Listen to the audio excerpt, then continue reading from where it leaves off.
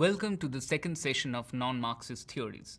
We have been discussing about the tenets of Marxist theories. We have been discussing the tenets of non-Marxist theories and why do they exist, and so many theories, so many paradigms, so many thought processes, and how they influence us in our daily lives. Now, in the second session, we will just have a recollection of what we did.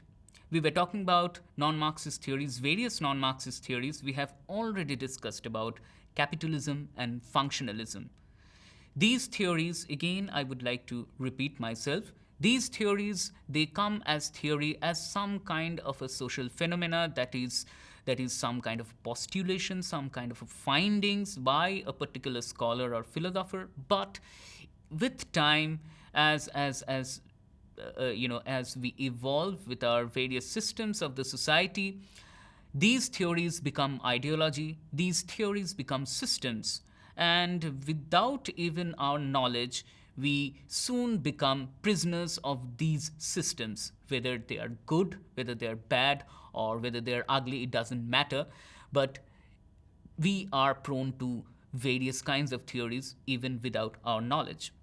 So today we will be discussing about positivism, one of the very scientific philosophical theories where science meets philosophy, or I should rather say a certain kind of philosophy that guides science is called positivism. So more than a theory, positivism is a kind of a thought process, it's a kind of a philosophy. We will be just discussing about certain tenets of what positivism is all about. Now, it was coined by Auguste Comte, and he was one of the proponents of how we should think about science and how we should take science. Positivism is all about science, and it's all about how the facts change our points of view. Positivism considers all knowledge regarding matters of fact as positive data. Positive data in the sense that something that adds to our lives, something that is beneficial to our lives.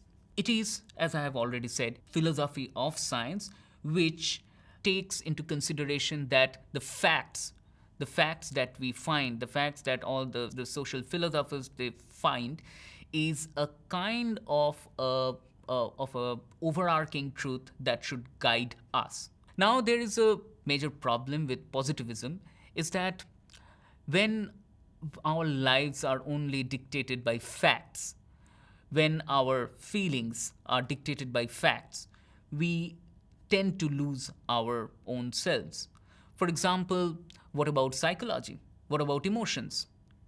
We should go back a little in literature when we were talking about a lot of scientific progress, Voltaire, and rationality. We will find that there were a certain stream of thoughts, certain kinds of poets, certain kind of laureates came into existence in Europe, and they propounded something called romanticism. Now, romanticism is all about how you feel about nature, how you feel about yourself. Now, positivism is one of the key elements in which or through which we understand our world, through which we pay attention to facts and we judge our lives based on those facts. But at the same time, there are so many instances where emotions, where feelings are more important than facts. So this is one of the criticisms of positivism.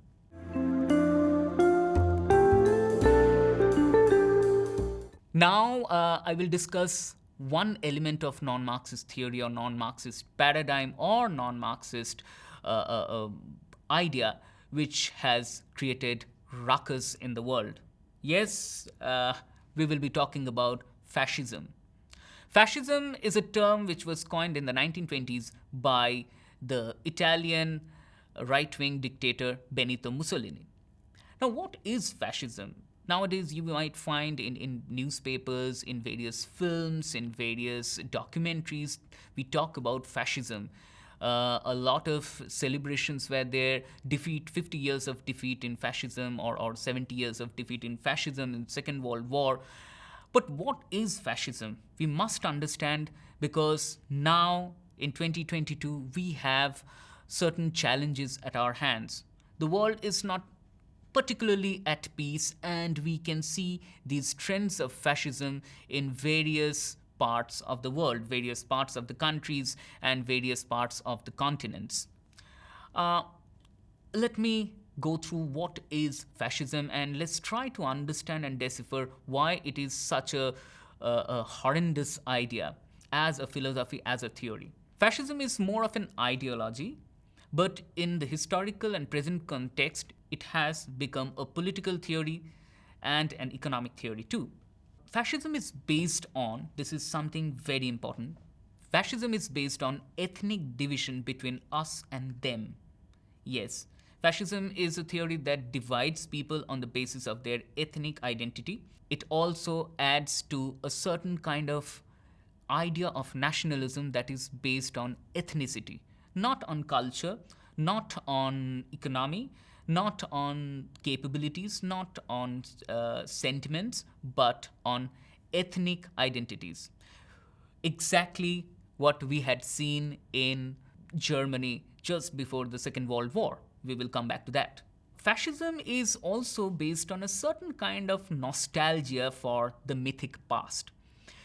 Sometimes we think that our past, our ethnic empire, what we had a century ago or 2 centuries ago, that was the ideal state for existence. And hence, we try to, when we believe in fascism, we try to ignore the facts that a lot of people might come, a lot of people might mix, a lot of things might have changed in this modern world. Fascism is something that gives us the feeling of a loss for a nation, a loss for something that could have been better.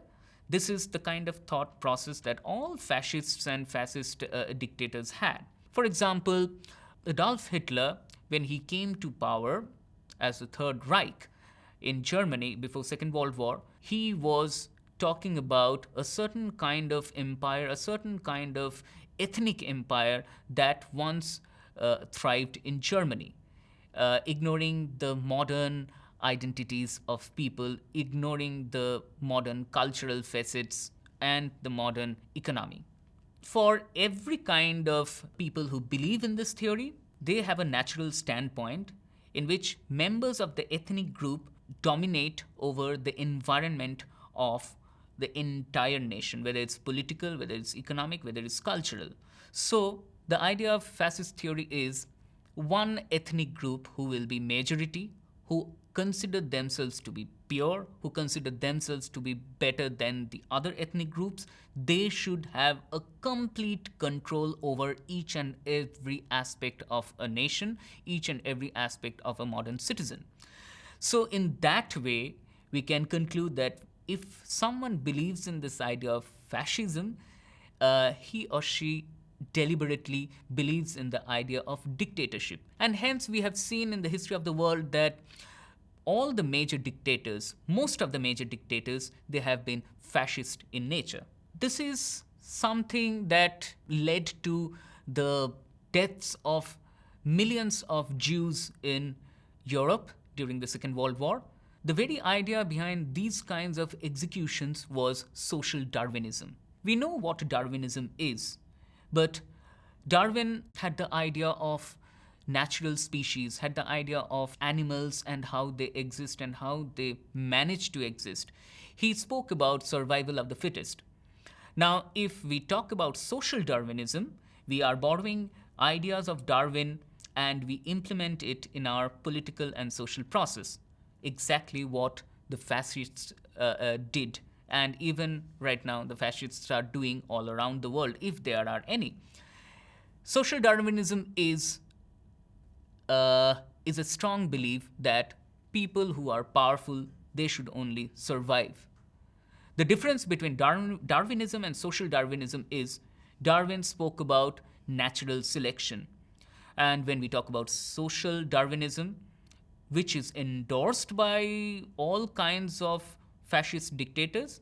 It talks about nothing natural. It talks about survival of the people who are more brutal, who think that they have only the right to survive and not the others. So social Darwinism is a manipulation, and it's a kind of a certain group of people dominating the others in all aspects of life. We have been talking about Marxism and we have been talking about non-Marxist theories. Fascism is something that exactly stands on the opposite ground of Marxism, to be precise, communism. Fascism believes in one man dictatorship, communism believes in dictatorship of its working class. Fascism believes in ethnic identities and ethno nationalism. Communism believes in nationalism on the basis of the working class, on the basis of people who work. Fascism believes in inequality.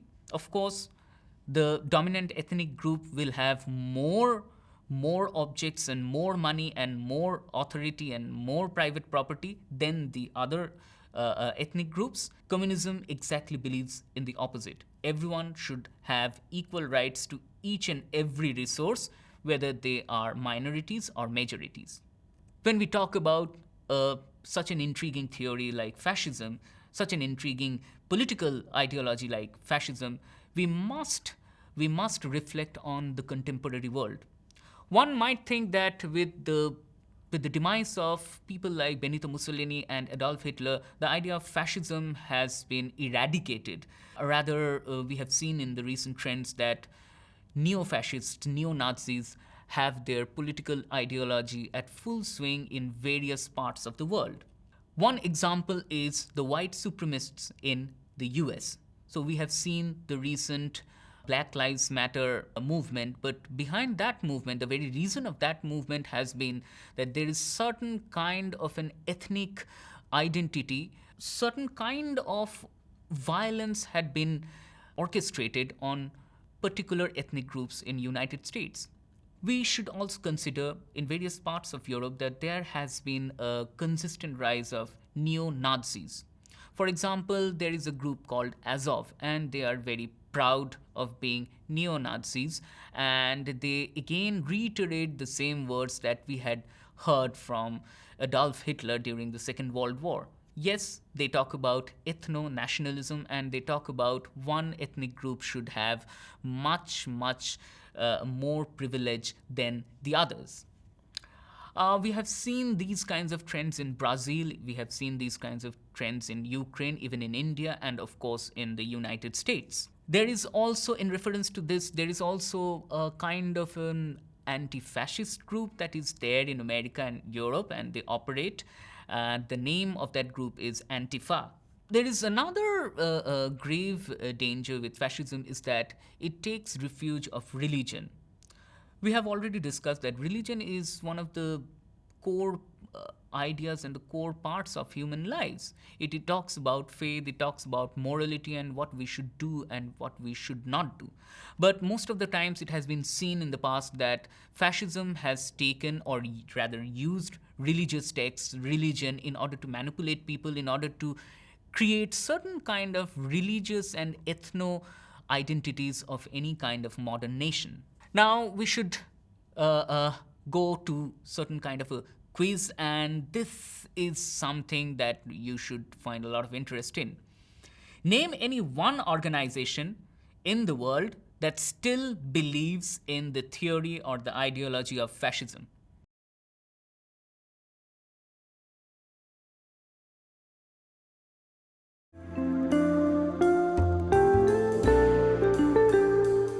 The next theory that we have here to discuss is social exchange theory. Now, social exchange theory is something that is an amalgamation of individuals and economic system, which is very much dominant in our lives, which without even our knowledge about this theory, we don't have to have a knowledge about this theory in order to implement it. Well, social exchange theory is based on the notion that a relationship between two people is created through a process of cost-benefit analysis. Now, in this theory, we see every relationship under cost and benefit analysis. Now, how do they implement this, or how does this work? Relationships are judged in terms of economics of exchange, barter system, just like profit or gain, just like a business. This theory looks at human interactions strictly on the basis of benefits and costs. Now, there are three elements in this theory. First is cost, of course, that's what we were talking about. Cost can be anything here in this theory. It can be time, it can be effort, it can be money. The second one is rewards. Reward can be anything, whether it's a certain kind of an acceptance, appreciation, it can be support, or it can be companionship. And the third one is resources are commodities. Yes, resources. Resources are commodities. They are material or symbolic that can be transmitted through interpersonal behavior. For example, I am interacting with a person, that is a cost. I am investing time. Reward is that that person accepts me. And the kind of exchange that we inculcate or that we engage into, it is called resources. We exchange resources, we have rewards with that kind of resources. Now, this is something very interesting. For example, we are witness to this kind of theory in our social implementation. For example, we have a lot of matrimony sites, we have a lot of dating sites. Now, what do we do in a matrimony site? We go there, we form a very formal relationship or companionship, but strictly on the basis of benefit and loss. So if we are really looking towards a contemporary example that we can understand on the basis of this social exchange theory, these are the social websites, these are the matrimonies or dating sites where a person or a member of that social site, social network is in a position to judge what kind of cost it will incur, what kind of benefit she or he will acquire, and what are the rewards. But there are certain criticisms of this kind of a social exchange theory. One is, which is a grave one, it reduces any kind of relationship to only benefits, reduces any kind of individual to just as profit agents. Now, it's sometimes we just don't look for benefits or costs or rewards when we talk with our friends, when we talk with our parents. There is a certain kind of a risk attached to it, because we will be stop talking or interacting with people where we find that we don't have any benefit. For example, people who are destitute. For example, people or parents who are very, very elderly and needs our support. So in one way or the other, social exchange theory is also a kind of a functionalist theory which overlooks certain aspects of individual feelings, certain aspects of nature, certain aspects of sensitivity and sensibilities. This is one of the major drawback of this theory. There is another drawback of this theory, which is it overlooks the cultural context of individuals. Sometimes there are a lot of cultural traditions that we follow, which doesn't include that we will have certain kind of benefits or loss or some kind of cost in terms of time and effort will be incurred. It is just plain simple our cultural facets. For example, if we sing any kind of song with our friends, with our families, I might not get benefit a lot, apart from certain kind of good feeling. But how do we decipher that, and how do we put those kinds of irrational or maybe non-factual feelings into this kind of a theory? So these are the major obstacles of this theory. I'm not saying that, or we can't say that this theory is obsolete and should not be there. We can see that a lot of social networking sites, a lot of internet is based on this social exchange theory.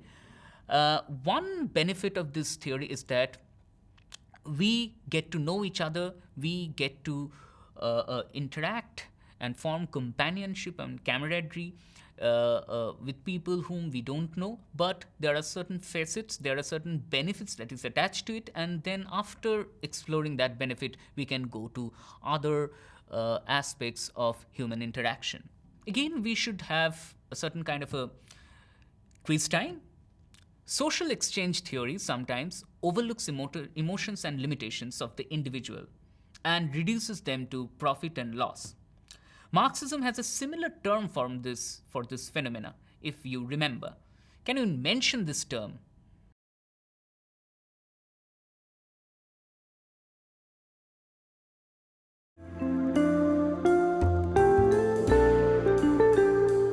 Now, moving on to our last example of theory, of non-Marxist theory. This theory is called social action theory. Social action is a term for an action behind which an individual attaches meaning. So every kind of action has a meaning. We are not considering those actions which doesn't have a meaning in a broader aspect. Social action theory believes that the society is a construction of interactions and meanings given to it by its members. So whenever or wherever or with whoever we exchange our gratitude, we exchange our words and thoughts, it certainly carries a certain kind of a meaning. Now, it explains human behavior at a microscopic level, a small scale level, through which we can understand bigger social structures. For example, if I interact with a certain kind of a political person, I will be interacting not as a friend. There will be certain kind of a function, there will be certain kind of a meaning attached to it. Maybe I'm a reporter and I'm going to a star or a celebrity. That kind of interaction is solely based on the knowledge that I might gather from that star or celebrity, and I might disseminate in a newspaper or a news portal. So certain kind of meaning is generated when two individuals at a microscopic level, they interact with each other. Now there are four kinds of actions under this. One is instrumentally rational action. We have certain kind of rational actions. For example, I need to study today. Why? Because I have a goal. Certain kind of rational action will always have a goal. I'm studying today because tomorrow I have an exam, and with having secured a pass mark in that exam, I might achieve my goal for a degree. So that is called instrumentally rational action. The next one is value rational action. It is a kind of a desirable an expression of a value. For example, I might go and enlist my name in army.